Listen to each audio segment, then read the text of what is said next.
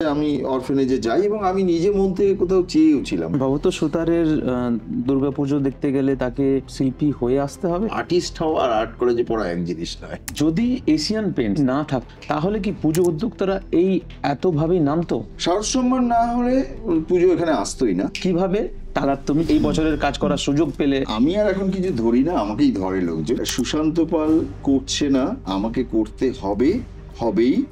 এই দুটো ফোনের মধ্যে গ্যাপ ছিল 3 মিনিটের, কিছু একটা তো ঘটেছেই। আমি প্রথম বোধহয় দুর্গাপুজোকে এনজয় করছি। বিলিভ মি, অর্জুনপুর একটা বিরাট স্যাক্রিফাইস করেছে এখানে। শুধু রিলিজিয়াস পুজো শব্দটার সঙ্গে বামপন্থীদের একটা কোথাও ফিলোসফিক্যাল ডিস্টেন্স তাদের আছে বলে তারা কিন্তু ঢুকলো না। 2011-য় তৃণমূল সরকার এসে তারা সরাসরি এর সঙ্গে যুক্ত হয়েছে। আমি বলবো বেশ করেছে, ভালো করেছে, বিরাট একটা জায়গা করেছে। আমি যদি পুজো কমিটি হই আর আপনার কাছে আসি, তাহলে কত বাজেট থাকলে আমি অ্যাফোর্ড করতে পারবো আপনাকে?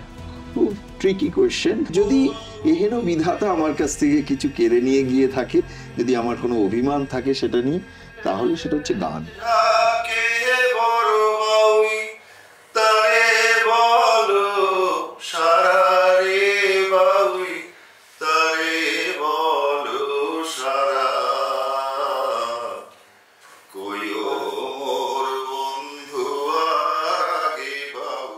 নমস্কার, দ্য ডিজাইন পডকাস্টে আপনাদের অনেক স্বাগত। আজকে আমাদের সঙ্গে উপস্থিত আছেন কলকাতার প্রথম সারির যদি শিল্পী বলি, সেই শিল্পীদের মধ্যে অন্যতম। নামের আর তার বিশেষণের প্রয়োজনীয়তাই নেই। উনি হলেন ভবতোষ সুতার। দ্য ডিজাইন পডকাস্টে আপনাকে অনেক স্বাগত। নমস্কার।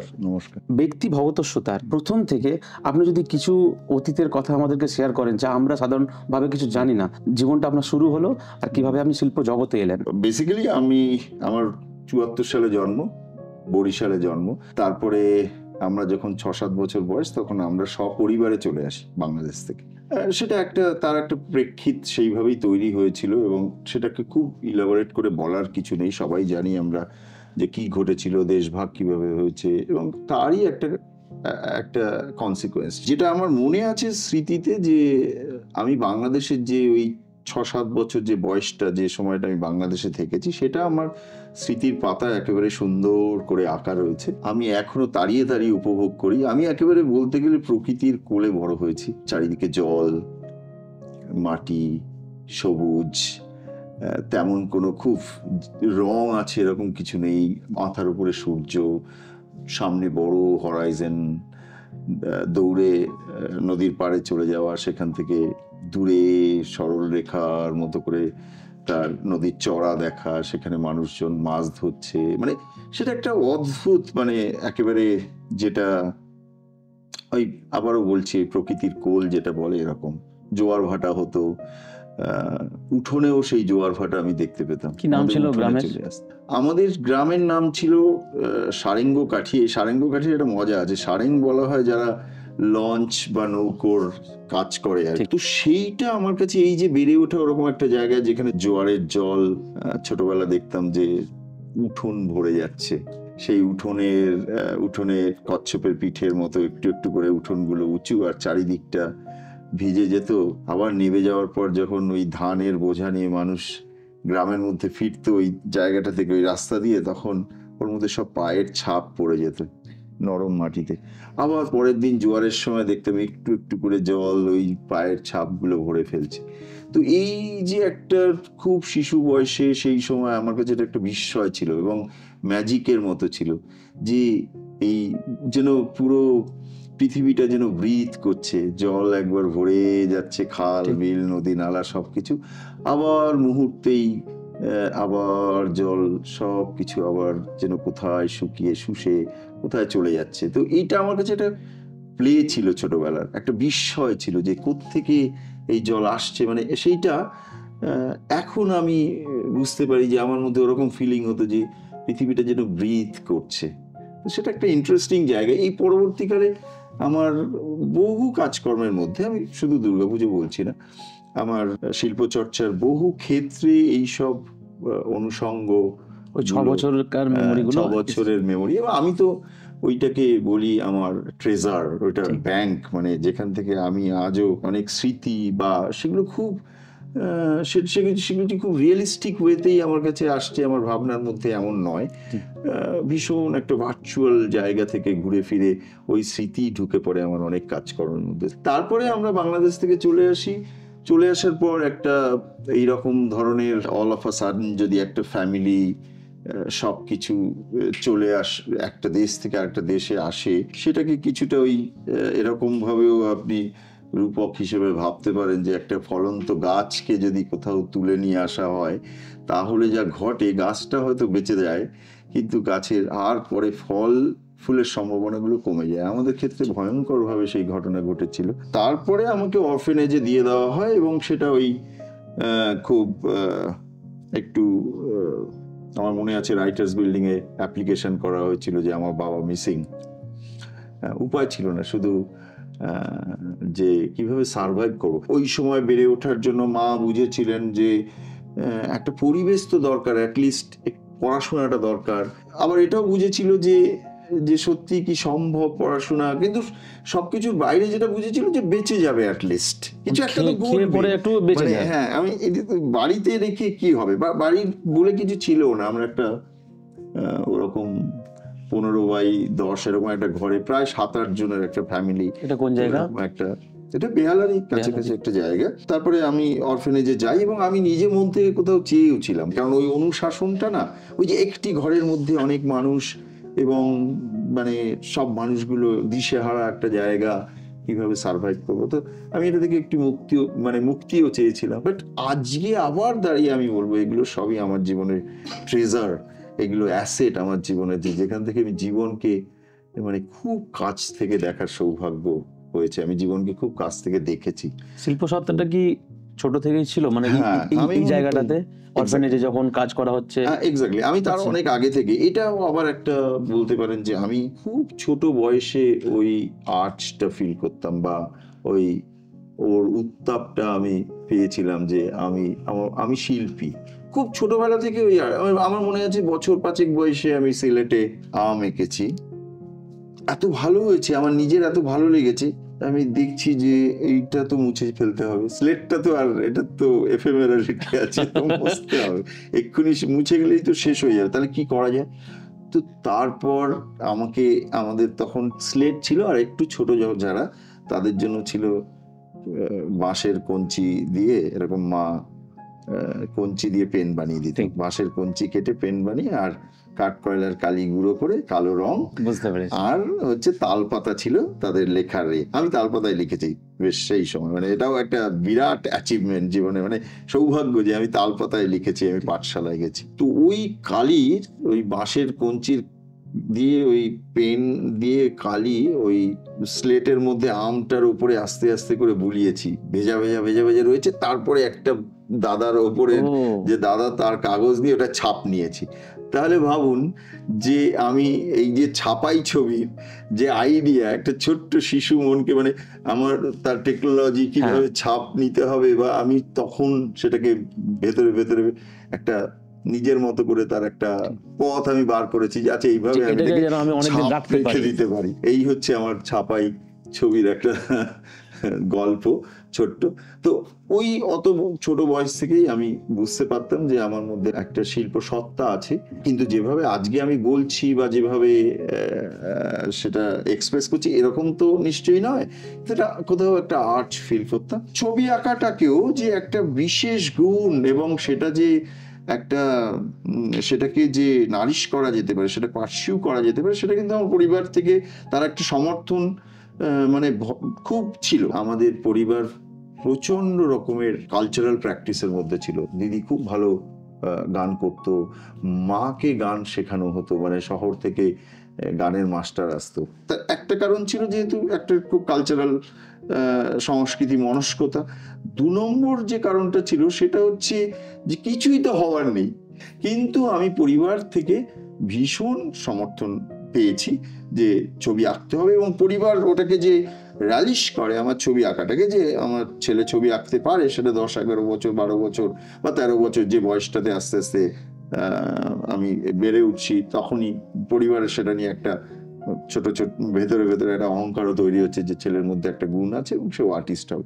তো সেটা কিন্তু আমি এই সমর্থন বাড়ি থেকে পেয়েছি, যেভাবেই হোক, যে কন্ডিশনেই হোক। মুদি দোকানের যে খাতা ছিল যেখান থেকে আমাদের গ্রসারি মুদির সদাই আসতো, সেই মুদি দোকানের বাকির খাতাতে আমার স্কেচ পেনও আসতো। তো মানে স্কেচ পেনের একটা সেট আসতো। তো সেইটা বুঝতে হবে যে সেটাকে গুরুত্ব দেওয়া হচ্ছে। দেখুন, এইগুলো কিন্তু কোনোটাই যে কোনো ক্রাইসিস নিডেড একটা লাইফের মানে জীবনকে উপলব্ধি করার জন্য। আমি সেটা যথাযথভাবে যথাযোগ্যভাবে সেইটা রেজিস্ট করেছি, আমি সেইটা পেয়েছি আমার জীবনের, আমার চলার পথ বলুন যাই বলুন সেটাতে ভয়ঙ্করভাবে এসছে। আর সেইগুলোই আমাকে এত শক্ত সামর্থ্য করেছে। গভর্নমেন্ট কলেজ, ওখানে পড়াশোনা করেই এই আমরা যে এখনকার ভবতোষ সর্দারকে দেখছি, তার পিছনে কি গভর্নমেন্ট কলেজেরই হাত রয়েছে, নাকি ওই পুরনো যে স্মৃতি বা নিজের শ্রম সেটা দিয়েই ওইটাই বেশি তৈরি করেছে? জীবন তো বিচ্ছিন্ন নয়, জীবন প্রবাহের সাথে সম্পৃক্ত, আর সেই প্রবাহের সঙ্গে প্রবাহে সবাই মিশে আছে। তবে আমি বলবো যে ডেফিনেটলি 5 বছরের কলেজ তো আমাকে একটা মানে একটা উত্তরণের জায়গা দিয়েইছে, কিন্তু তার থেকেও যেটা হয়েছে যে আমার যে ওই যে শিল্প সত্তাটা যেটা নানানভাবে নারিশড হচ্ছিল এই ঘর থেকে বা পরিবেশ, তার সারাউন্ডিংস থেকে, তারপরে আমার জীবনে আসে তরুণদা। আমি তরুণদার সান্নিধ্য পাই। তরুণদা শুধু আমার জন্য নয়, তরুণদা বেশ আমার মতো আরো অনেক আর্টিস্ট যারা আজকে বেশ প্রতিষ্ঠিত আর্টিস্ট, তাদের সবারই মানে রুট তাদের গোড়া সেটা হচ্ছে। তো সেখান থেকে কি চাঁদের হাটের ভাবনা? এক্স্যাক্টলি, সেখান থেকে চাঁদের হাটের ভাবনা, এবং মানে সেইটা কিন্তু আমাকে আবার আর একটা মস্ত বড় একটা প্ল্যাটফর্মে এনে দাঁড় করিয়েছে। তারপরে কলেজ এডুকেশন তো ঠিক আছে, আমি যে বছর কলেজে পড়েছি সে বছর তো প্রচুর ছেলেরাই কলেজে পড়েছে, কলেজ তো আছেই, কলেজে তো সবাই পড়েই। কিন্তু এই ধরনের যে ঘটনা জীবনে, এই যে চলার পথে আপনি এমন কিছু মানুষ পেয়ে গেলেন যে আপনাকে ধরে অনেকটা দূর এগিয়ে দিল, সেরকম তরুণদা। এই যে তরুণদার কথা বললেন, মানে তরুণদার আগেও আমার জীবনে একজন মানুষ এসেছিলেন, তার কাছ থেকে আমি ওই মানে কনফিডেন্স কাকে, নামগুলো জানলে ভালো হবে। ওনার নাম ছিল পুলিন হালদার, উনিও বাংলাদেশ থেকে এসেছিলেন। তো উনি আমায় শিখিয়েছিলেন যে কিভাবে কনফিডেন্ট হতে হয়, কিভাবে ইমোশনকে, একটা মানুষের ইমোশনকেও অঙ্কে কষে ফেলা যায়। আমি রাস্তায় একটা স্কুল ভ্যান চালাচ্ছি, সিচুয়েশনটা এরকম জায়গায় এসেছিল, বুঝতে পেরেছি। আমি একটা স্কুল ভ্যান চালাচ্ছি বাচ্চাদের নিয়ে, আমি স্কুলে দিয়ে আসি নিয়ে আসি, এর একটা কাজ নিতে হয়েছে। উনি রাস্তায় আমার হ্যান্ডেলটা ধরেছেন, হঠাৎ তুমি কি ব্যাপার, তুমি কোচিংয়ে আসছো না, তুমি ভ্যান চালাচ্ছ? আমার মাস্টারমশাই আর পড়াশোনা হবে না, আমার পক্ষে আর হলো না, বুঝলেন তো। মানে পড়াশোনা হলো মানে কি, চ্যাংড়াবো নাকি, তুমি পড়বে আমি পড়াবো না? মাস্টারমশাই প্রচন্ড অসুবিধা হচ্ছে বাড়িতে, মানে ফ্যামিলিকে আমার দেখতেই হবে, এখন আমি এটা মানে চালিয়ে নিয়ে যেতে পারবো না। কিন্তু স্বপ্ন আমার কিন্তু সেটা রয়ে গেছে, সেই ছবি আঁকা বা বাট পরিস্থিতি, বাস্তবতা আমাকে সবসময় ঠেলে একটা অন্যদিকে নিয়ে যাওয়ার চেষ্টা করছে। দেখুন কি ঘটছে, উনি বলছেন না না তোমাকে পড়তে হবে, আমি যাচ্ছি তোমার বাড়িতে যাচ্ছি। আমি বিকেলবেলায় বাড়িতে চলে এলো, আমরা একটা বাড়িতে ভাড়া থাকতাম, বাবাকে বললো কি ওকে আমি পড়াচ্ছি। আমি এনিওয়ে, তো আমাকে মাস্টারমশাই একটা বাড়িতে নিয়ে গেলেন, বললো শোনো তুমি বাড়িটাই ছেড়ে দাও। আমার একই পাড়ায় কিন্তু একটা বাড়িতে নিয়ে গেলেন, বললো ওর বাবা ভালো চাকরি করে, পয়সা করি আছে, ও পড়বে। তার একটা সেই ছেলেটি একটা অন্য রোগ আছে, তাকে কিছুতেই এক জায়গায় বসানো যায় না, সে অন্য কোথাও চলে যায়। রাত্রেবেলা পড়তে বসালে সে রাত্রে বেরিয়ে পাড়ার ক্লাবে চলে যায়, অন্য মানে তাকে রাখা যায় না। তো তার সঙ্গী করে ফেললো আমাকে, দিয়ে বললো আপনাদের বাড়িতে এই ছেলেটা থাকবে, তো আপনারা যে পয়সা দেন তাতেই আমার হয়ে যাবে, আর আমি দুজনকে একসাথে পড়াবো। আর তার মা বাবা দেখলো বা দারুণ, ওর একটা সঙ্গী হয়ে যাবে, তাহলে আমার ছেলে আর দলছুট হয়ে যাবে না, মানে সবসময় ঘরে একটা এর মধ্যে থাকবে। তাই হলো, এবং একটা কম্পিটিটিভ জায়গা তৈরি করে দিলেন মাস্টারমশাই। পড়লাম, মানে সেই আমি পড়াশোনা করলাম রিয়েলি, মানে সেটা ক্লাস 10 মানে মাধ্যমিক। তো এইটা ছিল এইরকম, এই মানুষটিকে পেয়েছিলাম। এবং আর ডিটেলে আমি যাচ্ছি না যে উনি কি আমার জীবনের, এবং উনি কিভাবে কোন সাইকোলজি থেকে পড়ালেন আমাকে, এবং আমি ওই মাত্র 3 মাস পড়েই মাধ্যমিকটা পাশ করে গেলাম। তারপরে আর্ট কলেজ নিয়ে আমার বিশেষ কিছু বলার নেই। আর্ট কলেজে পড়া তো সেটা তো একটা পাঠ্যক্রম, সেটার একটা সিলেবাস আছে, সেটার মধ্য দিয়ে গেছি, ঠিক আছে, রেজাল্টও ভালোই করেছি। কিন্তু ওই আর্ট কলেজে যাওয়ার আগেই বুঝেছিলাম যে আর্ট কলেজ, ওই ম্যাচুরিটিটা তৈরি হয়ে গেছিল। তরুণদা কিন্তু সেটা আমাদের দিয়ে দিয়েছিলেন যে আর্টিস্ট হওয়া আর আর্ট কলেজে পড়া এক জিনিস নয়। আর্ট কলেজে পড়লেই আর্টিস্ট হওয়া যাবে এরকম বিষয় নয়। আর্টিস্ট হওয়ার জন্য একটা আলাদা মননের চর্চা লাগে, সেটা কিন্তু করতে হবে আলাদা। এবং সেটা ছিল বলে, সেটার প্রসেসটা শুরু হয়ে গেছিল বলেই আর্ট কলেজটা মনে হয়েছে শুধু একটা রুটিন পড়াশোনার জায়গায়, একটা ডিগ্রি দিতে পারে আর্ট কলেজ। দুর্গাপুজোতে কখন ভাবনা হলো যে এবার ফুল ফ্লেজের আমি এইটা একটা দুর্গাপুজো মজার গল্প। এবার এইটা আরেকটা ফেজ আমার জীবনের, এবং একটা চরম ফেজ। দুর্গাপুজো তো আমার জীবনের সব থেকে বড় অধ্যায়, নিশ্চয়ই, কারণ আমি 25 বছর একটা কাজের সঙ্গে যুক্ত, এটা নিয়ে 26তম বছর, এবং আমার দর্শন, আমার ভাবনা চিন্তা, আমার তার সমস্ত কিছু এটাকে ঘিরে তৈরি হয়ে আছে। কিন্তু আমি কখনো মনে করি না শিল্পচর্চার একমাত্র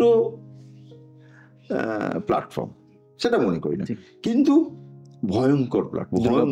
মানে হ্যাঁ, পৃথিবীতে আর কোনো, এটা একেবারে আমি জানি না, বেশি ইমোশনাল হওয়া উচিত না অবশ্য, অনেক সময় পৃথিবীতে অনেক কিছুই হচ্ছে, কোনায় কোনায় হচ্ছে। আমাদের শহর বা আমাদের রাজ্য পশ্চিমবাংলা, সেখানে দুর্গাপুজো নামক এরকম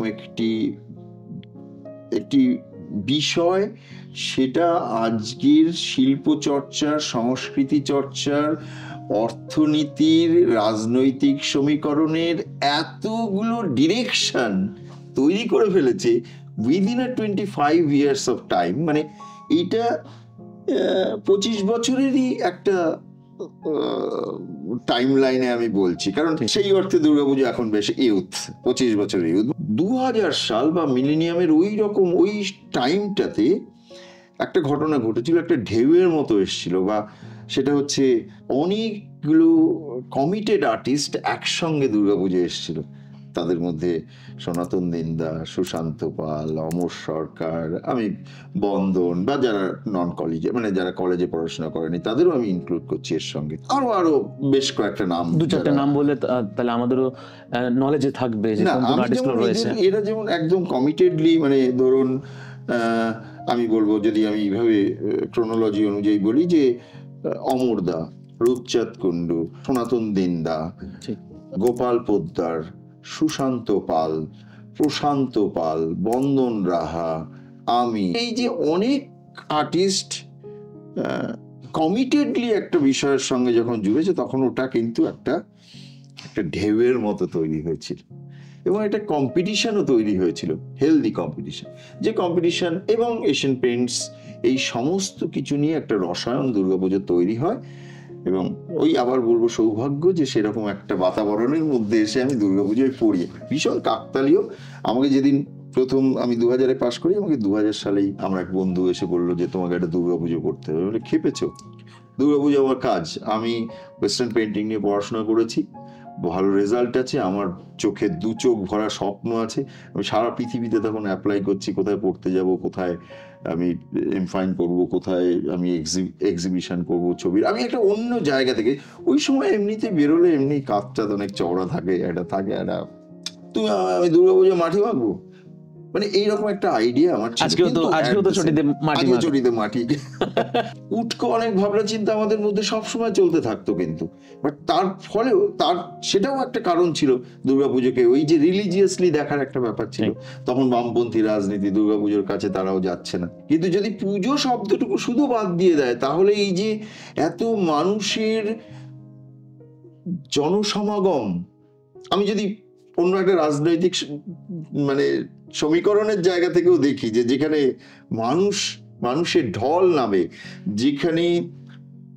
যেখানে একটা জীবিকা তৈরি হয় এই উৎসবকে ঘিরে, শুধু রিলিজিয়াস পুজো শব্দটার সঙ্গে বামপন্থীদের একটা কোথাও ফিলোসফিক্যাল মানে ডিস্টেন্স তাদের আছে বলে তারা কিন্তু ঢুকলো না, পুজোর সঙ্গে গেল না। এটাকে প্রমোটও করলো না। এই যে বলা হচ্ছে যে 20-25 বছরে এইটা এসছে, তাহলে কি তখন ওইটাই কারণ ছিল? আমি একটা জিনিস বলবো যে বামপন্থীরা কিন্তু এতে যেমন যায়নি, তেমনি এটার মধ্যে খুব একটা বেশি ঢুকেও পড়েনি, মানে এটা বাধাও দেয়নি।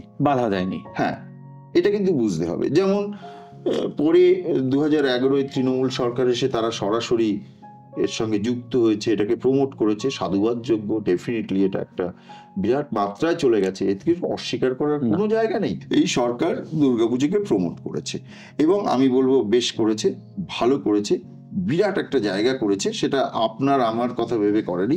দুর্গাপুজোতে সব থেকে বেশি চ্যানেলাইজ হয় যে টাকা, সেটা হচ্ছে যে অর্থনীতি দুর্গাপুজোকে ঘিরে তৈরি হয়েছে, যে ইন্ডাস্ট্রি দুর্গাপুজোকে ঘিরে তৈরি হয়েছে, সেটা অন্যভাবে গড়ে তোলা অসম্ভব। এটার সঙ্গে একটা পালস জড়িয়ে আছে, মানুষের কালচারাল সংস্কৃতির পালস জড়িয়ে আছে। মানে সেইটার ফলে যে এর গ্রাউন্ডটাই তৈরি ছিল, সেটাতে একটু সার্ভিস দেওয়াতে আজকে বিশ্বের কাছে পৌঁছে গেছে। পুরো আজকে বিশ্বের কাছে পৌঁছে গেছে। বিশ্বের কাছে পৌঁছে না, শুধু এত বড় একটা ইন্ডাস্ট্রির চেহারা নিয়েছে, এত বড় কর্মসংস্থান তৈরি হয়েছে, এবং সেটা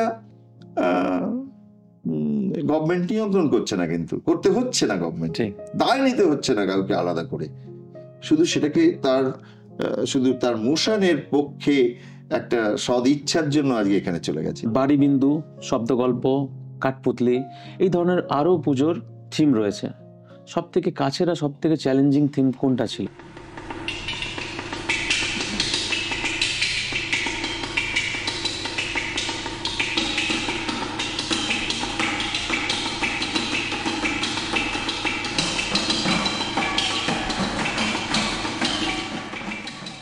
চ্যালেঞ্জ যেটা না থাকে না, ওটা আমার কাছে কাজই মনে হয় না। অর্থাৎ এর মধ্যে কোনটা বেশি চ্যালেঞ্জিং, এটার মধ্যে আমি আর যাচ্ছি না। সবটাই চ্যালেঞ্জ আমি অ্যাকসেপ্ট করি। চ্যালেঞ্জ আছে, আপনি অ্যাকসেপ্ট করলে সেটা আছে, নইলে আপনি চ্যালেঞ্জ অ্যাকসেপ্ট না করলে চ্যালেঞ্জ থাকবেই না আপনার জীবনে। কিন্তু যেখানেই মানুষের ঢল হচ্ছে, কিছু মানুষ হই হই করে সেখানে ঝাঁপিয়ে পড়ছে দেখার জন্য, সেখানে ওরকম একটা চ্যালেঞ্জকে অ্যাকসেপ্ট করা হয়েছে এবং সেই ফাইটটা সেখানে চলছে, তবেই সেটা লোক সেটা দেখতে যায়। কখনো শিল্পী সেটাকে ওভারকাম করতে পারে, কখনো পারে না, ডাজন্ট ম্যাটার, এটা ম্যাটার করে না। অনেক সময় আমরা ফেল করি, কিন্তু চ্যালেঞ্জ অ্যাকসেপ্ট করাটা খুব জরুরি, চ্যালেঞ্জ নেওয়াটা খুব জরুরি, সেটার মধ্যেই আনন্দ খুঁজে পাওয়াটা খুব জরুরি। সেটা আমার ক্ষেত্রে হয়েছে। এবছর যেমন আমি বলবো যে টালা আমার কাছে একটা বিরাট চ্যালেঞ্জ। এখন এই চ্যালেঞ্জ, আমি টালার প্রশ্নটা করার আগে আমি প্রশ্নটা করে নিই। হ্যাঁ বলুন। 2024 সুশান্ত পাল টালা করছিল, তারপর টালার ব্যানার চাপানো হয়ে গেছিল সুশান্ত পালের কথা অনুযায়ী, আমরা ইন্টারভিউ করেছিলাম। তারপর কোনো কারণবশত টালা প্রত্যয় সুশান্ত পালের সাথে সেই জুটি আর রাখলো না। এবার নতুন নাম খোঁজা শুরু হলো, ঠিক আছে? টালা এবং সুশান্ত পাল দুজন মিলে কলকাতাকে যে নতুন পুজো, নতুন নতুন স্টাইল দিয়েছে, এখানে অস্বীকার করার কিছু নেই। এবার যখন সুশান্ত পাল থাকছে না, তাহলে এই হেভি ওয়েট দুদিক থেকে, একটা হচ্ছে হেভি ওয়েট পুজো তো ছিলই, তারপরে আর ছিল 100 বছর এটা পূর্তি। তাহলে এমন একটা আর্টিস্টকে বের করতে হবে হেভি ওয়েট, যে এই পুজোটাকে জাস্টিফাই করতে পারবে। কিভাবে তোমার নাম এলো, আর কিভাবে টালার তুমি চান্স বলবো, বা তুমি কাজ করার এই বছরের কাজ করার সুযোগ পেলে? না, প্রথম কথা আমি বলি যে শব্দটা আমি আর এখন কিছু ধরি না, আমাকেই ধরে লোকজন। এটা হচ্ছে এক। নাম্বার 2 হচ্ছে সুশান্ত পাল করছে না, আর আমাকে করতে হবেই। এই দুটো ফোনের মধ্যে গ্যাপ ছিল 3 মিনিটের, অর্থাৎ প্রচুর শিল্পী খোঁজার গল্প এর মাঝখানে আর ছিল না। মানে এটা খুব পরিপূরক দুটো নাম আমার মনে হয়েছে। আর সুশান্ত পাল, আমি এবং টালা, আমি বিশেষ করে আমি নামটা বলবো, সেটা হচ্ছে শুভ। আমি নামটা তো বলতেই হবে এখানে। আমরা কিন্তু একটা বৃত্তেরই মানুষ, ঠিক, এবং খুব ক্লোজ। আমাদের সম্পর্ক কিন্তু খুব ক্লোজ, একটা আমাদের মধ্যে রিলেশন। সেটা আরো একটা পার্সপেক্টিভ আছে, সেটা মাস আর্ট। তো আমার মনে হয়েছে কিছু একটা তো ঘটেছেই, নইলে একটা ব্যানার উঠেছে, তারপরে আবার সেটা নেবে গেল গিয়ে আমাকে আজকে সেটা করতে হচ্ছে। আমি যদি সরাসরি এখানে চলে আসি, কিছু তো একটা ঘটেইছে। কিন্তু জিনিসটা হচ্ছে যে এরকম খোঁজাখুঁজির ব্যাপার হয়তো ছিল না, কারণ অপশনাল সেকেন্ড নামটাই ছিল আমার, বা আমাকে বলাও হয়েছিল তার আগে। এবং তখন সুশান্ত পালের এখানে যখন করার কথা ছিল তখনও এরকম প্রপোজালও হয়েছিল, কথাবার্তা হয়েছিল যে আমরা দুজনে মিলে করতে পারি কিনা পুজোটা, 100 বছরের পুজোটা। তো আমার মনে হয়েছিল যে দুজন মিলে একটা পুজো করতে গেলে যে একটা আলাদা মাইন্ডসেট দরকার হয়, বা তার জন্য একটা প্রস্তুতি দরকার হয় মানসিক, তার জন্য একটা সময়ের দরকার হয়, সেটা যথেষ্ট আমাদের মধ্যে নেই। অর্থাৎ আমরা দুজন খুব ভালো বন্ধু হতে পারি, কিন্তু দুজন মিলে একটা কাজ করার যে প্রেক্ষিত তৈরি করতে হয় বা যে গ্রাউন্ড আগে তৈরি হতে হয়, সেটা তো আমাদের মধ্যে নেই। হঠাৎ করে সেটা হবে না। তো সেটা তার আগে এমনি হয়েছিল যে না, সেটা হচ্ছে না। কিন্তু তারপরে এমন একটা কিছু ঘটেছে, নিশ্চয়ই ঘটেছে। আমি সেই বিশ্লেষণে তো অবশ্যই আমি যাবো না, এইটা নিয়ে আর আমার কিছু বলার নেই। আমার মনে হয়েছিল যে আমার ইমিডিয়েট যেটা দরকার সেটা হচ্ছে এই মেরামতিটা দরকার, এই যে ক্ষত মেরামতিটা দরকার। কারণ তখন একটা বিরাট ভাঙন হয়েছে, হঠাৎ করে এরকম একটা ঘটনা ঘটা মানে আমার একজনের পাশে দাঁড়াতে হবে। আমার মনে হয়েছিল আমি সঙ্গে সঙ্গে সেটা করেছি। তো আমি সেখানে শুধু দাঁড়িয়েছি মাত্র, বাট টালা করা আমার ক্ষেত্রে একটা স্কোপ বা সুযোগ বলে আমি কখনোই মনে করি। মানে মেন্টালি চাপ লাগছে না, কোনো রকম প্রেসার নেই? না, আমি প্রেসার নিই না। আমি বলি, আমি গড়িয়াহাট, আমি দেখছি সল্টলেক, নিউ টাউন, তারপর হচ্ছে প্রত্যেকটা মোড়ে বড় করে লেখা 100 বর্ষে টালা প্রত্যয়, আর সঙ্গে আপনি, সাথে ভবতোষ সুতার। এই প্রায় কত বছর, প্রায় হয়তো পুজোর পরপরই এটা চারিদিকে চলে এসছে। তো এইটা শুধুমাত্র 100 বর্ষকেই প্রমোট করা, এই যে এত বড় দায়িত্ব যে না আমাকে 100 বর্ষ নিশ্চয়ই অনেক কিছু বড় ভাবতে হবে, না হলে তো একটা প্রেশার কাজ করছে না যে চাপ রয়েছে এত বড় কাজটাকে? আমি আপনাকে একটা জিনিস বলি, সেটা হচ্ছে যে 25 বছর ধরে দুর্গাপুজো করে আসছি, ঠিক আছে? আমি একটা ছোট পুজোতেও যে প্রেশার অনুভব করি, এটাতেও তাই করছি। আমার যেটা মনে হয়েছিল, যে জিনিসগুলো কাকতালীয় ভাবে মিলেছে আপনি বলতে পারেন, সেটা হচ্ছে যে টালার 100 বছর আর আমার একটা কাজ, এটা মিলেছে। আমি কিন্তু দীর্ঘদিন ধরেই ভাবছিলাম যে আমি একটা কাজে নেবে আসবো। এখন আমি তো নিজে অনেক কিছুই ভেবে নিজে ঠিক করতে পারি না। ওই পরিস্থিতি সবকিছু যদি একটা জায়গায় সুন্দরভাবে, সেটা একটা কোইন্সিডেন্ট, মানে সবকিছু নিয়ে এক জায়গায় এসছে। আমার সঙ্গে তো অর্জুনপুরের কথাই হয়ে গেছিল। অর্জুনপুর একটা বিরাট স্যাক্রিফাইস করেছে এখানে, একদম তাই, বিরাট ভাবে। এটাও কিন্তু খুব সাধুবাদ যোগ্য যে আজকে অর্জুনপুরের মতো একটা ক্লাব, যারা ধারাবাহিকভাবে ভালো পুজো করে আসছে, ধরুন আমি সেখানে কাজ করছি এবং আমার সঙ্গে ওই রকম সম্পর্ক, তারপরে তারা মনে করেছে যে আমার আর একটি ক্লাব, সেটা টালা প্রত্যয়, তার আজকে অসুবিধার দিনে আমার তার পাশে দাঁড়ানো দরকার। এটার একটা অন্য অ্যাঙ্গেলও আছে, কিন্তু অবশ্যই সে স্যাক্রিফাইস করেছে। কিন্তু তো এইগুলোকেও ভুলে গেলে চলবে না।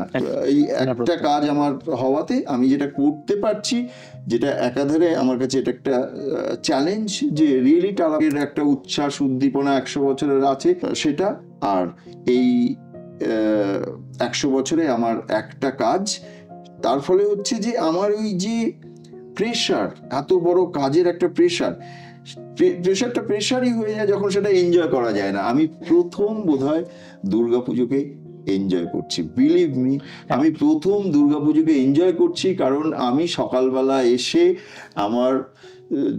আমি যদি এইটাকে কোনো একটা বস্তুতে কনভার্ট করে ভাবি, তাহলে এইটাকে এসে একটা হ্যাঙ্গারে হুক করে দিচ্ছি, সারাদিন সেখানেই থাকছে। এই হুকটা খুলে অন্য কোথাও হুক করতে হচ্ছে না আমার। এইটা আমার কাছে, এই টালার 100 বছর বলুন আর আমার 26 বছরের পুজো বলুন, এইটা বোধহয় সব থেকে মস্ত বড় একটা প্রাপ্তি। এই যে টাসল গুলো হয়, আমি কম্পিটিশনের দিক থেকে বলছি, দুর্গা পুজোয় যে কম্পিটিশন গুলো হয়, যদি এশিয়ান পেন্টস যদি না থাকতো, শারদ সম্মান যদি না থাকতো, বা বিভিন্ন ধরনের শারদ সম্মানগুলো রয়েছে, তাহলে কি পুজো উদ্যোক্তারা এই এতভাবেই নামতো? শারদ সম্মান না হলে পুজো এখানে আসতোই না। মানে এশিয়ান পেন্টস শারদ সম্মান না হলে পুজো এখানে আসতো না, এটা একদম মানে আমি হলফ করে বলতে পারি। শারদ সম্মান আমাদের শিখিয়েছে কিভাবে পুজো করতে হয়।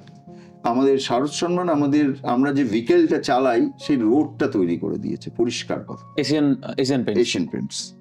ওই রাস্তাটা কিন্তু আজকে আমরা এত বড় বড় জিনিস নিয়ে যে রাস্তায় দৌড়াচ্ছি, সেই রাস্তাটা কিন্তু সুন্দরভাবে বানিয়ে দিয়েছে পেইন্টস ছাড়া দুর্গাপুজো এখানে জাস্ট অসম্ভব ছিল। পেইন্টস শুধুমাত্র স্পন্সর করে না শুধুমাত্র সম্মানটাই দেয়, এর কিরকম ব্যাপার থাকে এটা পুজো নিয়ে?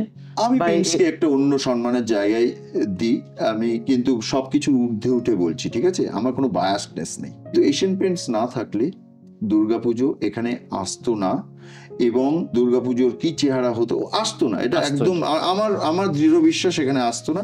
আজকে দুর্গাপুজোকে আমরা ডেফিনেটলি আর একটা অন্য মাইল ফলকে দেখার চেষ্টা করছি, এবং হচ্ছেও সেটা। আজকে বিশ্বের দরবারে প্রায় পৌঁছে গেছে। আজকে মাসার তৈরি হয়েছে, তারা বিরাটভাবে সেটাকে নিয়ে কাজ করছে বিরাটভাবে, এবং 3-4 বছরের সময় কালের মধ্যেই আমি তো এই বিদেশ ঘুরে এলাম দিন 20 আগে, সেখানে আর্ট বাজেল দেখতে গেছি, সেখানে দুর্গাপুজো দেখানো হয়েছে, মাসার সেখানে প্রেজেন্টেশন করেছে দুর্গাপুজোর, এবং মানুষের যে উচ্ছ্বাস দুর্গাপুজোকে নিয়ে বা তাদের সেটা থেকেই বোঝা যায় যে দুর্গাপুজো কি, আমরা কি করছি এবং কিভাবে রিয়াক্ট করছে মানুষ তাতে, এবং মাসাটের যে ভূমিকাটা মাসাট পালন করছে এটাকে নিয়ে, সেটা যে কতটা সাধুবাদযোগ্য। তো এইগুলো হয়েছে, কিন্তু এর যে গোড়াপত্তন এশিয়ান পেইন্টস টিল টুডে, আজও। শুধু আপনি কয়েকটা পুজোর কথা বললে তো হবে না, ওভারঅল কলকাতার যে দুর্গাপুজো, সেখানে এশিয়ান পেইন্টসের একটা বিরাট ভূমিকা আছে। কিরকম ভূমিকা? সব থেকে বড় ভূমিকা। দেখুন, এশিয়ান পেইন্টস এখনো ফোর ফ্রন্টে আসেনি, কিন্তু যা এশিয়ান পেইন্টস করেছে দুর্গাপুজোর জন্য সেই দাবিটা এশিয়ান পেইন্টস করে না। এটা হচ্ছে এশিয়ান পেইন্টস এর সব থেকে, একটু কি জানতে পারি তাহলে আমরাও সমৃদ্ধ হতে পারবো। ধরুন আজকে যে দুর্গাপুজোর যে হেলদি কম্পিটিশনটা, একটা কম্পিটিশন ছাড়া তো কোনো কিছুই এগোয় না। এগোবে কি? আজকে কম্পিটিশন আছে, এবং আমরা একটা কম্পিটিটিভ ওয়ার্ল্ডের মধ্যে আছি, কিন্তু সব কিছুর মধ্যে একটা কম্পিটিশন। তো আর্ট, সংস্কৃতি, শিল্প চর্চা একটি কোট আনকোট রিলিজিয়াস উৎসব। আজকে রিলিজিয়াসিটিটা নেই সেখানে, কিন্তু একটা মানে হিন্দুদের দুর্গা উৎসব, কেউ সেটাকে কাউন্ট করে না, কারণ নোবডি, মানে কেউ সেটাতে খুব কনসার্ন যে হিন্দুদের উৎসব বা এই, কিন্তু ঘটনাটা তো তাই।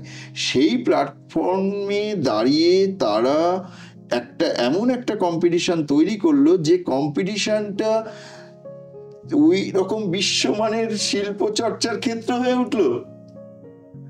সেইটাই তো সব থেকে বড় তাদের কন্ট্রিবিউশন, এবং তারা কখনো দাবি করেনি আমরা এটা করেছি বলেই তোমরা কোনো সময় কিন্তু করেনি। তো সেইটা একটা কোথাও আমার মনে হচ্ছে যে খুবই একটা, কি বলবো, একটা ব্যাকবোন মনে হয় কলকাতা দুর্গাপুজোর উত্থানের।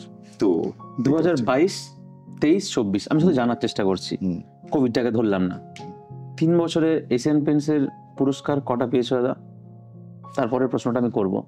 আচ্ছা, এখানে আমি জানি না, আমার এমনি পুরস্কার নিয়ে আমার এখন আর খুব একটা চুলদারি পেকে গেল না, আমি শুধু ওইটা জানতে চাই। নেক্সট প্রশ্নটা আছে পুরস্কার নিয়ে, গত 5 বছর 10 বছর বললেও হবে, যে পরপর কি প্রত্যেক বছরই পাওয়া গেছে? আমি বলে দিই, আমার একটা কাকতালীয় ঘটনা আছে, এটাও কাকতালীয়। আমার 25 বছরে 25টা এশিয়ান পেইন্টসের সঙ্গে আমার নাম জুড়ে আছে। আর কিচ্ছু বলতে হবে না। এবার মানে পরবর্তী প্রশ্ন, ভবত সুতার একটা যদি নাম অনেক বড় হয়ে থাকে, তাহলে যদি এ কম্পিটিশনের মধ্যে দাঁড়িয়ে থাকে, ঠিক আছে, তাহলে ওই পরের যে পুজোগুলো রয়েছে তারা কি পুরস্কারটা সমানভাবেই পাচ্ছে? কারণ এর ফান্ড আলাদা, এই মানে যখন টালা প্রত্যয়ে আমি করছি তখন তো বিশাল ফান্ড নিয়ে হচ্ছে, তাহলে ওই পিছনের সারির যে পুজোটা রয়েছে তারা কি এশিয়ান পেইন্ট সমান চোখে দেখে তাকে বের করতে পারছে না? তাহলে কি ভবত সুতারের এরকম হওয়া উচিত ছিল যে 3 বছর পাওয়ার পর আমি এখন আরো 3 বছর স্টপ করব? না, আমি তো করব কেন? সেটা তো একটা ভুল হয়ে গেল জিনিসটা। আমি তো কখনো স্টপ তো করা যায় না। আমি মানে আপনি না, প্রথম সারির গুলো স্ট্র্যাটেজি সেট করতে হবে। এটা তো আপনি বলছেন শুধু একটা প্রাইজের অ্যাঙ্গেল থেকেই জিনিসটা বলছেন, বা কম্পিটিশনের অ্যাঙ্গেল থেকে বলছেন। শিল্প চর্চা তো একটা, সেটা তো আমি চর্চা তো চলবে, এবং আমি এই গ্রাউন্ডে করছি, এই গ্রাউন্ডেই করব। কিন্তু যারা এই স্ট্র্যাটেজিগুলো সেট করে, আমি অনেকদিন ধরে ভেবেও ছিলাম যে আমি এশিয়ান পেইন্টসকে একটা চিঠি লিখবো, যে দীর্ঘদিন ধরে দুর্গাপুজো করি, তো আমার যেটা মতামত আমি জানাবো, যে আমার মনে হয় সেক্ষেত্রে একটা ক্যাটেগরিক্যাল ডিভিশনের মধ্যে আনা উচিত। ওরাও বোধহয় সেটা যথেষ্ট ভালো বোঝে, কিন্তু পরিবেশ, প্রকৃতি, বাস্তবতা অনেক কিছুই হয়তো এখনো পারমিট করে না। নিশ্চয়ই ভাববে, আমার মনে হয় যে কেউ তারা ভাবছে না এরকম একটা জিনিস নিয়ে, এরকম নয়। এখানে বাজেটের একটা তুল্য মূল্য থেকে যাচ্ছে, একটা প্রচন্ড আপস অ্যান্ড ডাউন আছে, সেগুলো থাকে। সেগুলোকে যদি ক্যাটাগরাইজ করা যায় সেটা বোধহয় ভালো হবে, ভালো হবে। মানে আমি বলছি যে কম্পিটিশনটা আর একটু বেড়ে যাক, বড়দের কম্পিটিশনটা আর একটু বেড়ে যাক।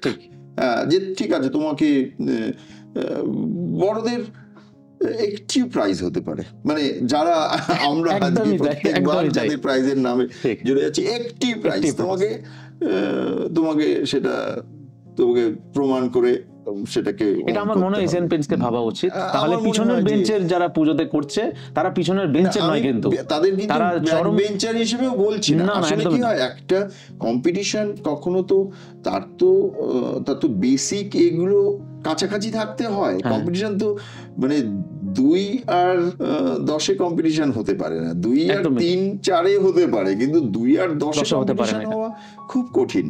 হ্যাঁ, একটা বাজেট ফ্যাক্টর করে। আবার এটাও আমি বলছি, আমরা কিন্তু এর মধ্য দিয়েই উঠে এসেছি, এটা আবার একটা অন্য দিকও। নইলে এখন ইয়াং জেনারেশনের অনেকেরই একটা ধারণা হচ্ছে যে আপনারা অনেক বড় বাজেট পান, বড় সুযোগ সুবিধা পান। ভাই, ওটা আর্ন করেছি আমি। এটা আমারও প্রশ্ন ছিল যে আপনারা বড় বাজেট পান, তাই আপনি যেটা ভাবছেন সেটা মানে সৃজনশীলতার সাথে করছেন। সৃজনশীলতার সঙ্গে budget always not related but not always. এটা বুঝতে হবে যে সব ক্ষেত্রে যে প্রচুর সৃজনশীল কাজ হয়েছে, যার সাথে যা বাজেটের মানে তার উল্টো দিকে দেখা যাবে 10 টাইমস বেশি বাজেট, কিন্তু সেও প্রাইজ পেয়েছে, এও পেয়েছে। এটাও কিন্তু নতুন জেনারেশনকে না বুঝতে হবে যে দুটো জিনিসে আমি এবারে উল্টো দিকটা বলছি। আমি এদিকটা বলছি যে প্রাইজ যারা দেন তাদের একটু এই জায়গাটা ভাবা উচিত। আবার যারা নতুন পুজো করতে আসছেন যেসব শিল্পীরা, তাদেরও ভাবা উচিত যে এই সবটাই আমরা আর্ন করেছি, কোনোটাই আমাকে হঠাৎ করে কালকে এবং আজকে দাঁড়িয়ে আমি নিজে বাজেট নিশ্চয়ই ঠিক করি না। আমি কি বলেছি টালার এই বাজেট হতে হবে? টালার বাজেট আছে, সেই বাজেটে আমার ওই সবকিছু ওটা ফিট হয়ে যাচ্ছে, ঠিক আছে। মানে ওইটা কিন্তু আজকে বসে আমার কারোর সাথে বলতে না। কিন্তু যে ভবতোষ-সুতার 2001 সালে সৃষ্টি ক্লাবের মূর্তি বানাতে গিয়ে বলেছিল যে আমাকে 25,000 টাকা মূর্তির জন্য দিতে হবে, আর তারা তখন আঙুল তুলে বলেছিল এই তো নিমাই পাল বা নিতাই পালের ছেলের ঠাকুর, দেখো কি সুন্দর বানিয়েছে, তুমি কে ছোকরা, নতুন, তোমাকে চিনি না, তুমি ঠাকুর বানাবে, 25,000 টাকা চাইছো। তা আমি তখন কি বলেছিলাম? ওই শব্দটা বুঝতে হবে, মাইন্ডসেটটা বুঝতে হবে। আমি বলেছিলাম, আমি জানি ভেতরে আমার কি চলছে সেদিন, আমি বলেছিলাম আপনাকে 1 টাকাও দিতে হবে না, আপনি খড়, বাঁশ, কাঠ কিনে দিন, এখানেই তো হবে মূর্তিটা। এবং আমি মুখে বলছি না, এর প্রত্যেকটা প্রশ্ন আপনি গিয়ে সেই ক্লাব মেম্বারদের জিজ্ঞাসা করুন, যদি একটাও আমি ভুল বলে থাকি, বাঁশ, কাঠ, দড়ি কিনে দিন, আমি একটা মূর্তি বানিয়ে দিয়ে যাই। তারপরে আপনি বলবেন আপনার যে আপনি কি দিতে পারবেন। তো আমি 25 চেয়েছিলাম, ওরা 40 দিয়েছিল।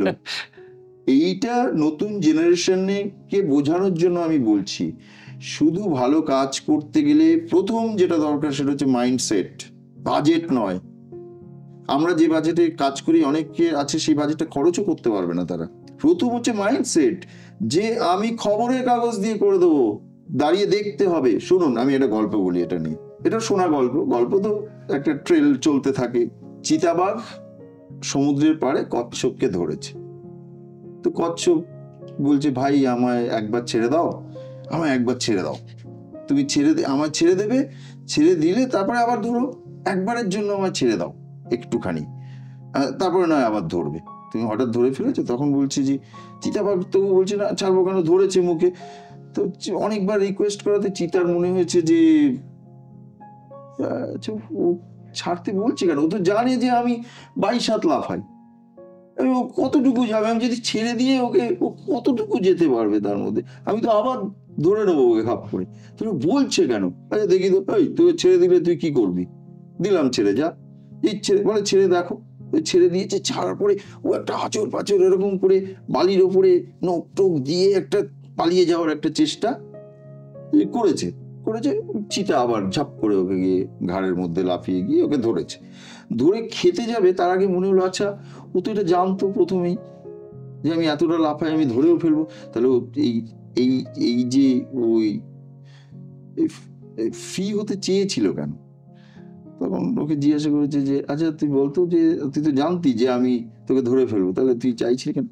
বলছে না, আমি এই যে বালির উপরে আঁচড়গুলো রেখে গেলাম না, এইটা আমার যারা জ্ঞাতি, আমার শ্রেণীর যারা, তারা তো, আমি তো মারা যাব, তুমি তো খেয়ে ফেলবে, কিন্তু তারা এসে এই ছাপগুলো দেখে বুঝতে পারবে যে একেবারে এমনি মানে লড়াই একটা হয়েছে, ঠিক একটা চেষ্টা করেছে, শেষ বাঁচার চেষ্টা করেছে আমাদের বন্ধু বা আমাদের যাই হোক আমাদের কমিউনিটির, সে কিন্তু লড়াইটা করেছে।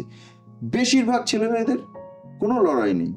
বাজেট নিয়ে আমি কি করে করব? আরে ভাই বাজেট কি আছে? বাজেট তো আমার প্রথম পুজোর বাজেট ছিল 1,40,000 টাকা, দ্বিতীয় পুজোর বাজেট ছিল 3.25 লাখ টাকা। সেই সব বাজেটেই তো হয়েছে। আজকে তো বাজেট তো এইভাবেই ওঠে, বাজেট ওঠে, ভাবনা ওঠে, মেটেরিয়াল বাড়ে, ক্ষেত্র বেড়ে যায়, সবকিছু একই সঙ্গে বাড়তে থাকে।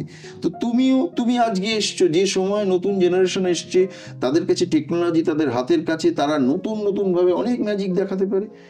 সেটা বাজেটের সঙ্গে কি আছে? ফার্স্ট হচ্ছে তোমার এলএম, তোমার কনফিডেন্স, তোমার কমিটমেন্ট, ওই যে আচর। এবং আমি একটা জিনিস বলছি, ফার্স্ট থিং, এই উদাহরণটা আমি এর জন্য দিলাম যে ওই যে আচরটা কাটা, আমি বুঝতে পারবো যে তুমি বাজেটের জন্য করতে পারোনি। তোমার কাজটা দেখে আমি বুঝতে পারবো, আমাকে ফিল করতে হবে যে ও বাজেটের জন্য করতে পারেনি। তোমার লড়াইটা বুঝতে পারবো তো আমি, যে তোমার আসলে এখানে লাগানো উচিত ছিল স্টিল, তুমি লাগিয়েছো খবরের কাগজ, তার কারণ হচ্ছে তোমার কাছে স্টিলের পয়সা নেই। কোথায় আছে এরকম একটা ভাবনার পুজো? বার করুন তো খুঁজে। তাহলে আমার পুজোর বাজেট কাটেল করে কিছু বলবো তোমার পুজো দেওয়া উচিত। হয় না, এটা মেইন এখানে দাঁড়িয়ে নেই। প্রথম শ্রেণীর পুজো এই শিল্পীদের ছাড়া আমি জানতে চাইছি যে যারা ছোট ছোট পুজো করছে কিন্তু খুব এফোর্ট দিচ্ছে, সেরকম কোন পুজোর নাম রয়েছে? 2-3টে যদি নাম করা যায়। অনেকেই ভালো পুজো করার চেষ্টা করছে, অবভিয়াস এটা, এবং অনেক ছোটরাই রয়েছে যাদের নাম করাও উচিত। যেমন আমি বলবো যে অভিজিৎ ঘটক, ও বোধহয় নেতাজি জাতীয় সেবা দল করছে এবার একটা পুজো, আর 78 পল্লী করছে, এরকম কিছু একটা। আমি সবটা খুব ডিটেল আমি জানি না কতগুলো পুজো করছে, বাট আমি কিন্তু এগুলো সব ওই সম্ভাবনার কতগুলো বলছি, যে ভবিষ্যতে যাদের সম্ভাবনা আছে ভালো কাজ করতে পারে। মানুষ আছে, অভিজিৎ আছে, যেমন এই দুটো নাম এক্ষুনি মনে পড়ছে বলে যে অন্যরা নেই এরকম আমি বলছি না, অন্যরা আরো আছে খুবই ছোট ছোট। এই কিছুদিন আগে দেখছিলাম যে ওই যাদবপুর 8B বাস স্ট্যান্ডের ওখানে 2-3টে ছেলে একসাথে কালেকটিভলি কাজ করে, ওরা 2-3 জন ছেলে মিলে, খুব সুন্দর। ওরা একটা অন্য রকম ভাবে ওরা চেষ্টা করছে। যেমন অনেক দিন পরে সেকেন্ড জেনারেশনে আমাদের পরে প্রদীপ এলো, এবং প্রদীপ দাস এবং কমিটেডলি এলো মানে একদম মানে ভেঙে চুরে ও একটা নাম। বা দুর্গাপুজোকে ও ধরলো, একটা স্তম্ভের মতো করে ধরলো, একটা আলাদা ডিরেকশনে ধরলো। সেটার জন্য ও খুব কম একটা সময়, বছর 5 ও একটা শুধু ওয়ার্ম আপ করেছে, তারপরে ধরেছে মানে ওটা এখন বলা যায় যে Pradip is a name in the field of Durgapuja. সেইটা আবার এর পরের যে জেনারেশন, তার মধ্যে নিশ্চয়ই আবার দেখা যাবে যে খুব তাড়াতাড়ি কেউ চলে আসবে আমার ধারণা। কিন্তু এটার একটু যদি এটার নাম্বারটা অন্তত 2-4 জন 5 জন একসাথে না হলে তো একটা সময়কে ধরে রাখতে পারে না, ধরা যায় না। সেইটা হচ্ছে না, সেইটা কম। তার কারণ হচ্ছে এই জেনারেশন চেঞ্জ হওয়ার ফলে এখনকার জেনারেশনের মধ্যে ওই যে বললাম একটু ওরকম একটা, প্রথমেই দাদা আপনারা যে বাজেটটা পান মানে একদম ডাইরেক্ট একটা ওইখান থেকেই তুলনাটা শুরু হয়ে যায়। তো সেটা একটা তৈরি হয়েছে। দেখ আমার মনে হয় যে এগুলো বলতে বলতে প্রদীপ ফোন করেছে। হ্যাঁ বাচ্চা, বলছি তোমার কথা বলছিলাম ক্যামেরায়, বলতে বলতে তোমার ফোন বেজে উঠেছে, বুঝেছো তো? তুমি অনেকদিন বাঁচবে। হ্যাঁ না ঠিক আছে একটা ইন্টারভিউ হচ্ছে, তো আমি বলছিলাম যে এই যে তোমার এই দুর্গাপুজোর আগমন মানে যেভাবে চাঁদের হাট নিয়ে অনেক কথাবার্তা শুনেছি, আমাদেরকে যদি খুব সহজ ভাষায় বলা হয় যে চাঁদের হাট বিষয়টা কি আর ভাবনাটা কি? খুব ইন্টারেস্টিং। চাঁদের হাট একটা আর্টিস্ট কালেকটিভ, এবং কিছুক্ষণ আগে আমি তরুণদার সম্পর্কে বলছিলাম, মানে মূলত এটা তরুণদারই ব্রেন চাইল্ড ছিল, যে একসঙ্গে শিল্পীরা একটা কমিউনিটির মতো করে তারা একসঙ্গে থাকবে, একসঙ্গে খাবে, একসঙ্গে ভাববে, এবং একসঙ্গে একটা শিল্প চর্চা এবং শিল্প আন্দোলন গড়ে তুলবে। তো সেটার প্রায় 30 বছর বয়স হয়ে গেল, এবং একটি ভীষণ এটা একটা খুব এই মুহূর্তে একটা বিরলতম ঘটনা যে আমরা 30 বছর ধরে একসঙ্গে বেশ কয়েকজন শিল্পী এই চাঁদের হাটকে একটা শিল্প চর্চার একটা কি বলবো একটা ক্ষেত্র হিসেবে আমরা এটাকে একটা জায়গায় মানে নিয়ে আসতে পেরেছি। আমি বলবো যে ওয়ারাজ চাঁদের হাট নিয়ে খুব বেশি কিছু এখানে না বলে আপনারা যদি চাঁদের হাট নিয়েই একটা কোনো সেশন করেন, that would be more effective. আমরা আশা করছি পুজোর কাজ মিটে গেলে আমরা চাঁদের হাট নিয়ে একটা অবশ্যই ভবতোষ দাকে রিকোয়েস্ট করবো যে একটু আমাদের সাথে যেন আরেকবার বসা হয় চাঁদের হাট নিয়ে। চাঁদের হাটে অবশ্যই চাঁদের হাট, অ্যাকচুয়ালি চাঁদের হাট নিয়ে কথা বলতে গেলে চাঁদের হাটের গাছতলায় বসলে তার একটা একেবারে ওটা সাইট স্পেসিফিক হওয়া উচিত। আমরা সেদিন থাকবো, সেদিন খাওয়া দাওয়া সমস্ত কিছু চাঁদের হাটে হবে, সব আর্টিস্টদেরকে নিয়ে। আমার মনে হয় যে সেটা খুব ভালো, সেটা খুব ভালো। দুর্গাপুজোয় টিকিটিং এই কনসেপ্টটাকে আপনি কিভাবে দেখবেন? কিরকম টিকিট শুনলেই কিরকম একটা লাগছে। টিকিটিং কথাটা না বলে বরঞ্চ বলা উচিত এই যে প্রসেসটা, তার নাম হচ্ছে প্রিভিউ শো।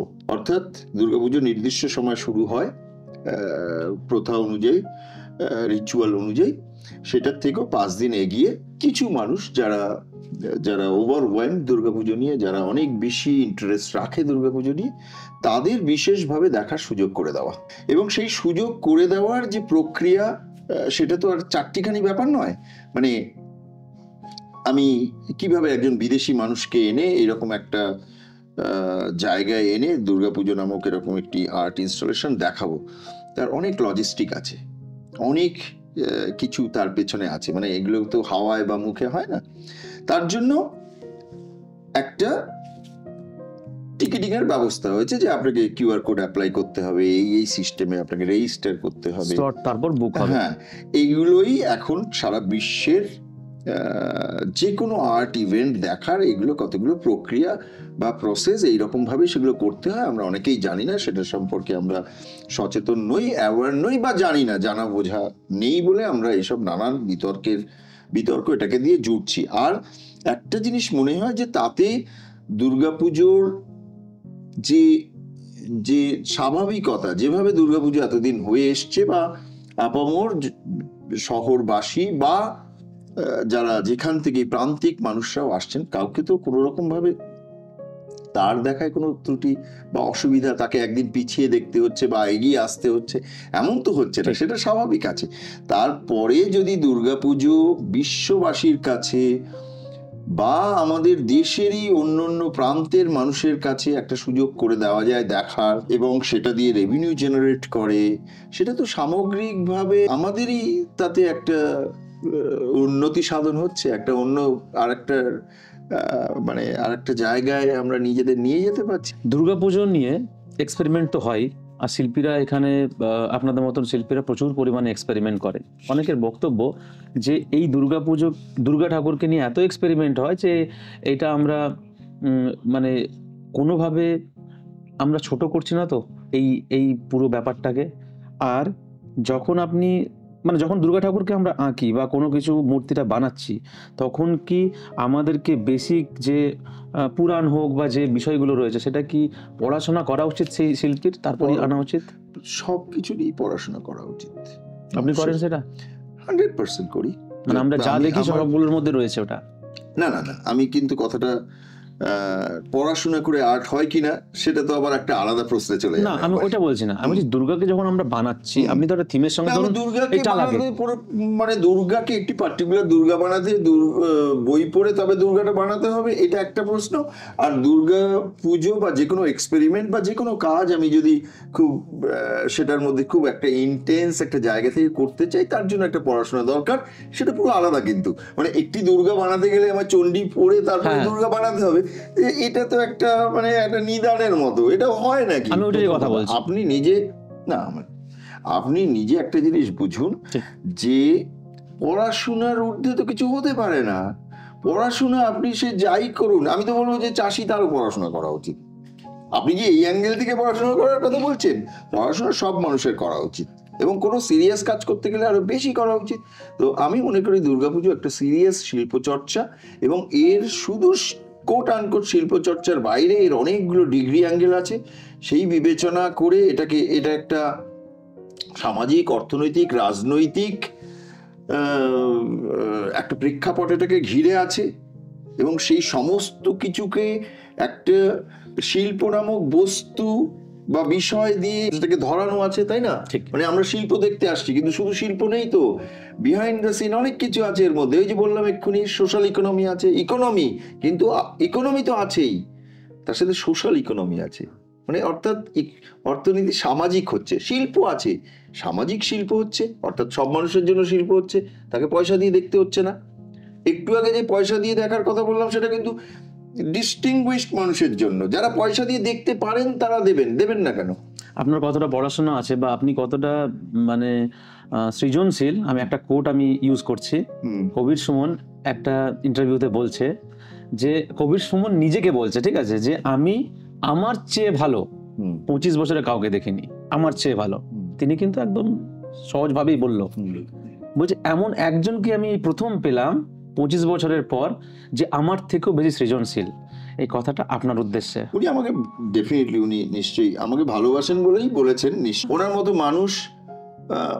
মানুষ উনি যা দিয়েছেন মানে ওনার ফিল্ডে, সঙ্গীত জগতে, সেটা আমি তো মনে করি সৌভাগ্য যে আমার আপব্রিঙ্গিং, আমাদের যে ইউথ, যে সময় আমরা বড় হচ্ছি, মানে যে সময় আমাদের একটু চোখ কান খুলছে, জয় গোস্বামীর কবিতা, সুমনের গান, এগুলো আমাদের ভাসিয়ে দিয়েছে জাস্ট। এহেন কবির সুমন যদি আমার সম্পর্কে এটা বলে থাকেন, আমি জানি না কোথায় উনি বলেছেন, যদি বলে থাকেন সেটা আমার জীবনের একটা মস্ত বড় প্রাপ্তি। উনি আমার কাছে 4 বছর আমার জন্য গান লিখেছেন, গান বেঁধেছেন, গান গেয়েছেন। এটা আমার জীবনের অনেক, আমি যা প্রাপ্তি হয়েছে তার মধ্যে এটা। আপনি যদি বলেন দুর্গাপুজোতে কি প্রাপ্তি হয়েছে, এগুলোই তার মধ্যে সব থেকে উল্লেখযোগ্য, যে কবির সুমনের মতো মানুষ আমার কাজের সঙ্গে উনি আমার হাত রেখেছিলেন, সেটা আমার কাছে সব থেকে, বিশ্বাস করুন এর মধ্যে কোনো বিনয় নেই। যে মানুষটি যার কাছে আমি প্রথম গেছিলাম, দাদা আপনাকে আমার জন্য একটি গান বাঁধতে হবে, উনি বলেছিলেন যে ঠিক আছে, কেন মনে হচ্ছে যে আমি তোমার জন্য গান বাঁধতে পারি? আপনাকে আমি ঠিক মানে শুধু একজন সঙ্গীত শিল্পী হিসেবে দেখি না, আমার মনে হয় যে বাংলা ভাষা, বাংলা শব্দকে যে শব্দের উপর রেখে ওই রকম দেওয়াল যিনি গাঁথতে পারেন, তিনি আপনি ছাড়া কেউ নন রবীন্দ্রনাথের পর। এটা আজও বলছি আমি, শব্দের পাশে এরকম শব্দ বসানো যায়, আমার কাছে সেটা বিস্ময়। কবি সুমনকে ভালো লাগার আরো একটা কারণ আছে আপনার, কারণ আপনি নিজে প্রচন্ড পরিমাণে গান শুনতে নয়, গান করতে ভালোবাসেন, ঠিক আছে? কোন একটা কারণবশত আপনার একটা কঠিন রোগ হয়, ঠিক আছে, তাতে আপনার, এখন জানি না গান আপনি করতে পারেন কিনা, ওই যে গান করার যে জায়গাটা রয়েছে আপনার, সেটা হয়তো আর এখন নেই, কষ্ট দেয়। আমি ভগবান মনে করে বিশ্বাস আমার নেই, ঠিক বিধাতায় আছে কিছু একটা, তো বিশ্বাসের একটা কিছু জায়গা তো লাগেই, কোনো একটা জায়গায় আফটার অল তো হুক করতে হয়। যদি এহেন বিধাতা আমার কাছ থেকে কিছু কেড়ে নিয়ে গিয়ে থাকে, যদি আমার কোনো অভিমান থাকে সেটা নিয়ে, তাহলে সেটা হচ্ছে গান। আমি যে খুব ভালো গান গাইতে পারতাম এমন নয়, আমি কিন্তু গান আমার আবেগকে সঠিকভাবে প্রকাশ করতে পারে। কিন্তু প্রথমের দিকে আমি প্রচুর লিরিক্স, মিউজিক বা রিদম এগুলোকে নিয়ে আমি কাজ করেছি। দুর্গাপুজোতে এসছে, বা ধরুন 2007-এ আমি নিজে গেয়েছি এমন মানব জমিন রইল পতিতাবাদ করলে ফলতো সময় মন রে কৃষি কাজ জানো না। বাট আমার 2017-য় একটা ডিজাস্টার আমার জীবনে, যে আমার ওরকম একটা ভয়ঙ্কর ভাবে আমি অসুস্থ হই, টিল আমি সেটা ক্যারি করছি এখনো। বাট সেটা আমি ভুলে যেতে চাই, বা ভুলে যাওয়া ছাড়া আমার কোনো উপায়ও নেই।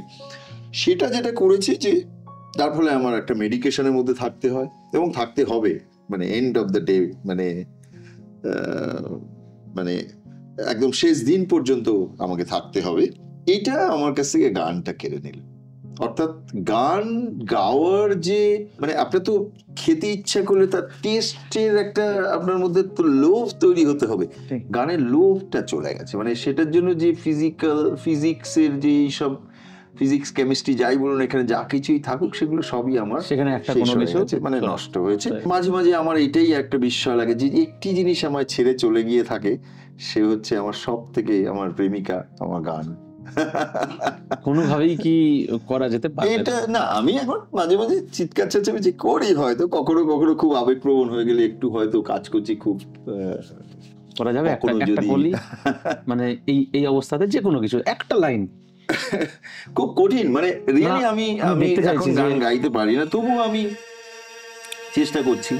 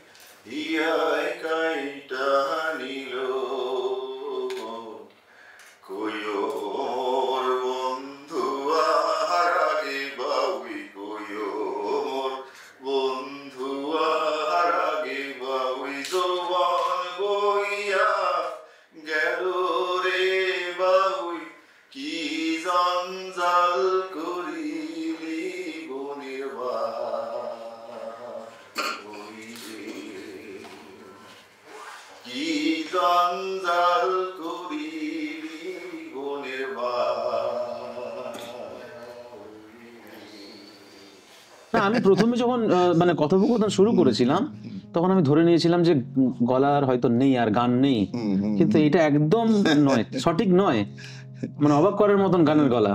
এবারে যে টালা পুজোটা হচ্ছে সেটার যে যখন ভিড় হয়, প্রচুর পরিমাণে তো ভিড় হয়, মানুষ ঢোকার যে ব্যাপার, বেরোবার ব্যাপার, অনেক ঘন্টা লাইন দাঁড়াতে হয়, এটা কমপ্লেন থাকে সব সময়, ঠিক আছে, এমন কমেন্টেও আমরা দেখতে পাই। তো এটা নিয়ে কিছু ভাবা হয়েছে, যেহেতু এবারে প্রথম পাওয়া যাচ্ছে? খুব মস্ত বড় একটা বিষয়, ঠিক আছে। সবটা তো আমার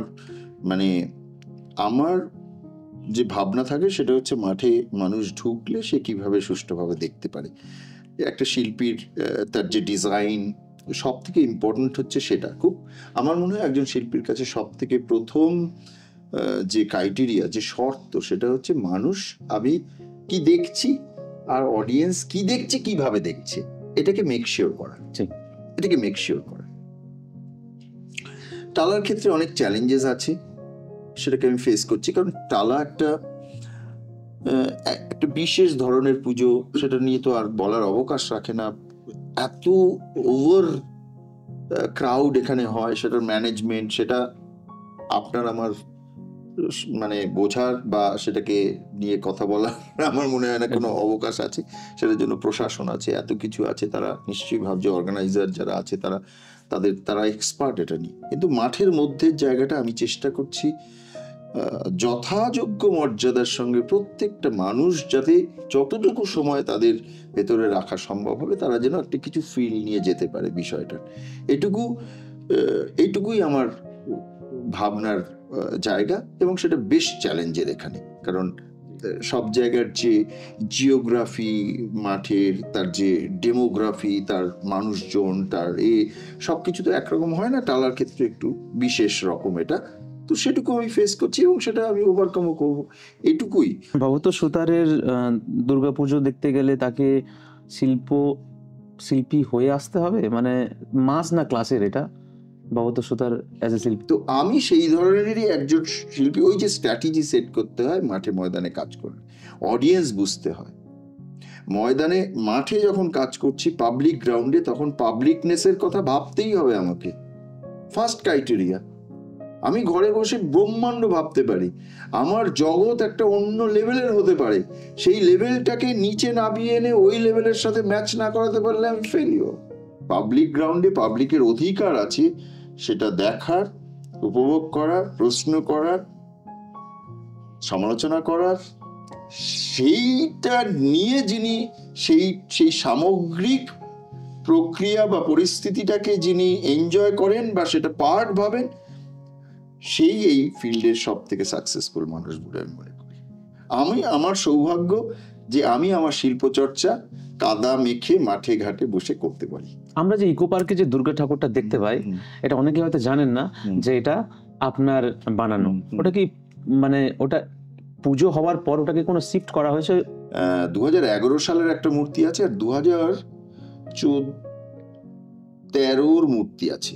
2013 আর 11 মূর্তি আছে নাকতলা উদয়নের, এবং দুটোই পার্মানেন্ট মেটেরিয়ালে করা হয়েছিল, এবং দুটোই ওই রকম একটা মানে আবেগ কাজ করেছে। এটা পাথর কেটে মূর্তি হয়েছিল, ওটা ইতিহাস। দুর্গাপুজোর এই কর্মকাণ্ডগুলো শেষ হয়ে যাওয়ার পর যে গার্বেজ তৈরি হয়, যে বা যে এটা রয়েছে, সেটা কিভাবে দেখা হয়? সেলফ কন্ট্রাডিকশন হয়ে যাবে। আমি ভয়ঙ্কর ভাবে এটা নিয়ে কনসার্ন, মানে really I am very much concern about garbage.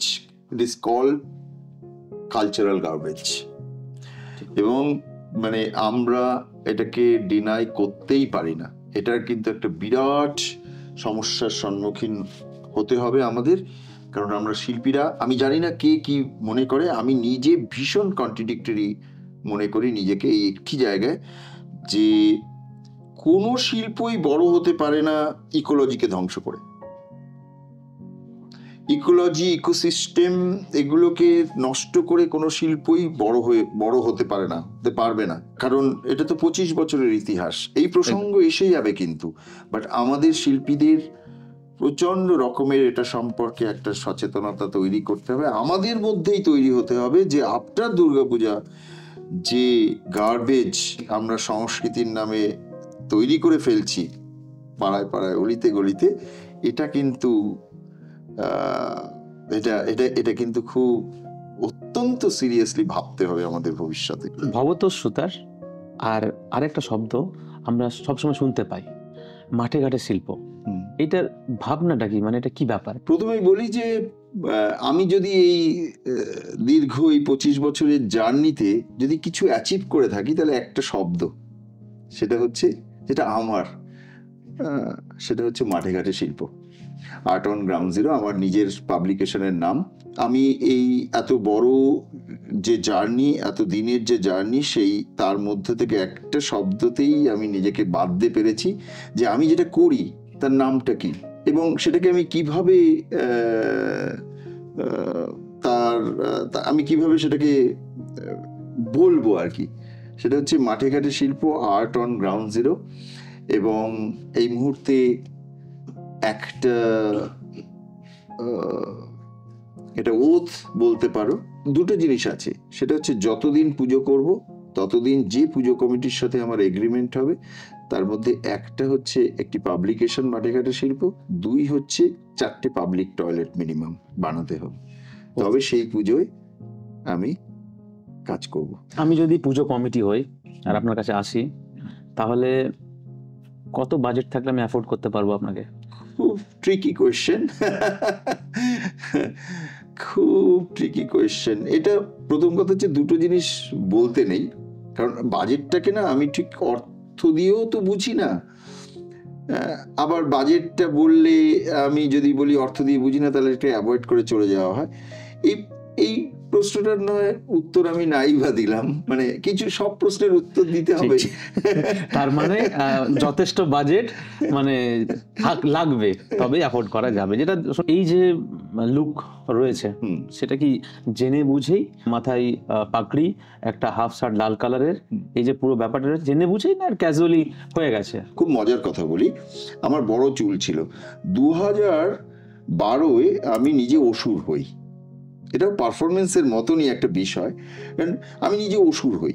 আমি তো দুর্গা হতে পারবো না, আমি তখন ভাবছিলাম আমি দুর্গার দলের লোকও নই, আমি দেবতার দলের লোক নই, আমি কিন্তু অসুর কুলের।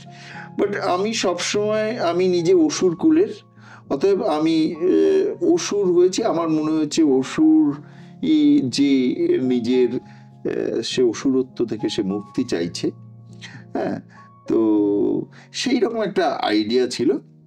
তখন আমি চুল বড় হয়েছিল, সবাই বললো বা চুল বড় ছিল, ভালো লাগছে ভালো লাগছে, রোজ কাটবো। হঠাৎ করে আমার আইডিয়া হয়ে গেল যে চুল সমেত ওষুধটা দেখতে ভালো লাগবে, তো রাখো, চুল বড় হয়ে গেল, ওষুধটাও দেখতে সুন্দর হলো, সব নিয়ে টিয়ে এবার ওইটার একটা লুকস হয়ে গেল। দীর্ঘদিন চুল রেখেছি, তারপরে যত সময় বয়সের ভারে যেভাবেই হোক চুল একটু ঝরা শুরু হয়, এটা তো থাকে না সবসময়, চুল একটু কমেছে। তার মানে আমি খুব, মানে তার জন্য মাথায় এটা বাঁধতে হবে এমন নয়, তবে মাথাটাকে একটু বেশ বেঁধে টেঁধে একটু ভারী করে রাখা চেহারার মধ্যে, এটা একটা অভ্যেসে পরিণত হলো। যে মাথা ভারী ছিল একটু হালকা হয়েছে, তারপরে আমি গামছাটা বাঁধা শুরু করি, গামছা দিয়ে শুরু হলো, তারপরে একটু বিশেষ ধরনের গামছা এখন, কারণ এই লুকসের সঙ্গে অন্যদের ভালো লাগা মন্দ লাগাও তো জড়িয়ে যাচ্ছে। আমার ওয়াইফ যেমন, আচ্ছা তুমি এইটা বাঁধলে ভালো লাগবে, ওটা কিনে আনছে করছে, সেইটা থেকে মাথায় বাঁধা।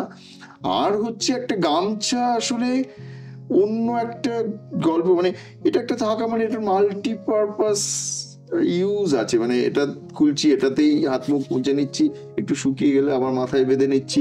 আর ওই নিজেকে একটু ওই মানে হরাইজনের কাছাকাছি রাখা যায় এই লুকসে, ঠিক আছে? মানে আমার মনে হয় যে আমি তো একটু আমার একটু নিচের দিকে রাখা যায়, মানে একটু যাদের নিয়ে কাজ টাজ করি তাদের কাছাকাছি লুকস রেখে একটু, মানে মজা করছি আমি জাস্ট এর মধ্যে। অনেক অনেক ধন্যবাদ দাদা আপনাকে। Thank you. আপনার মতো মানুষের সাথে আমরা এতক্ষণ আমরা কাটালাম, আর নতুন অনেক কিছু গল্প যা আমরা সত্যি জানতাম না, এটা আমরা নিজেরা নিলাম, প্লাস আমাদের থ্রু দিয়ে ভিউয়ার্সদের উপর দিলাম।